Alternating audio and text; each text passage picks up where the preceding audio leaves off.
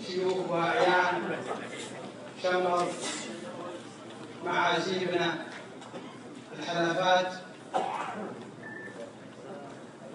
وعامل سلام للجميع، ونطلب من الله عز وجل أن يديم علينا نعمة الأمن والأمان بسلامة خادم الحرمين الشريفين وولي عهده الأمين وولي العهد والإسر الحاكم.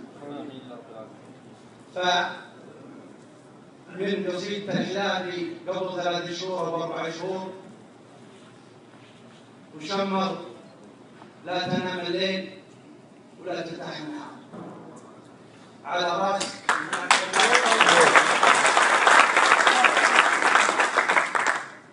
على راسهم الشيخ مشرف بن متعب الجبريل والشيخ سليمان.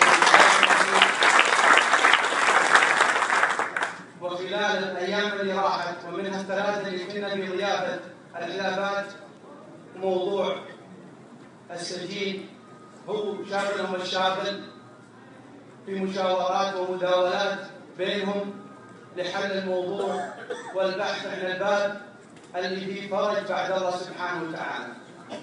وتقرر أن يكون غدا مقابلة مع حلقة خاصة الشيخ حمدان، ولكن عصر هذا اليوم أجمعت شمر عموما على أن الخلافات لهم شرحة أكبر من حضور محافظة بيشة، لهم شرحة على شمر انتصر شمر صاحب الحق في داره، وهذا حق العرب على العرب. فاجتمعوا هذا اليوم وقرروا انهم يذهبون بانفسهم لبيت الشيخ حمدان، وهذا اقل واجب للحلفات على شمر واستجابه لدعوتهم ووجاهه شمر.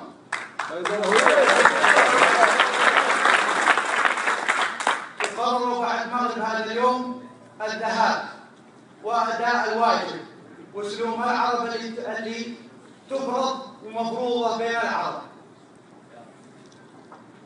وصلنا المنطقه ورفض صاحب الدم المقابله، وهذا شانه هو ما حصل من اخطاء فرديه، فيجب منا كحمايل وكشيوخ وكقبائل انما نواخذ سفهاء القوم بعقلاء.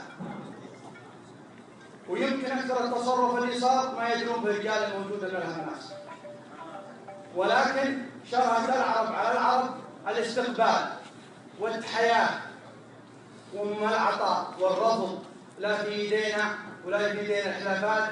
واولكم مريم حسيكم ما نقدر نرد ايامنا عن نهايتها، وكل لها ايام ياخذها باللي الله اعطاه اياه.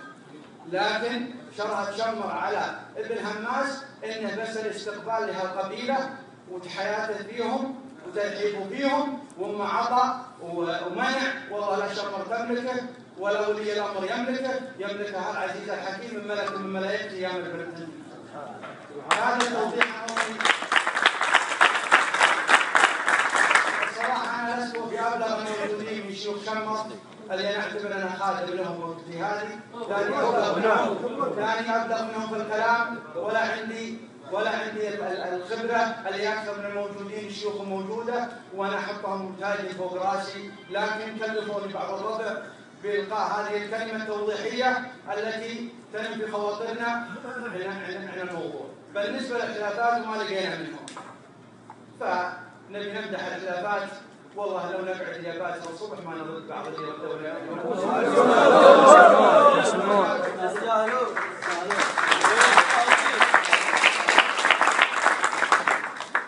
والشكر لهم هم ما هو غريب عليهم، كلفوا شمر بنخوه وشمر استجابه والخلافات اهلها واهل وقفه. ولكن والله العظيم ان ندور الكلمات اللي بنختارها للخلافات احنا عاجزين نلقاها من كبر ما شفنا منهم ندفعهم.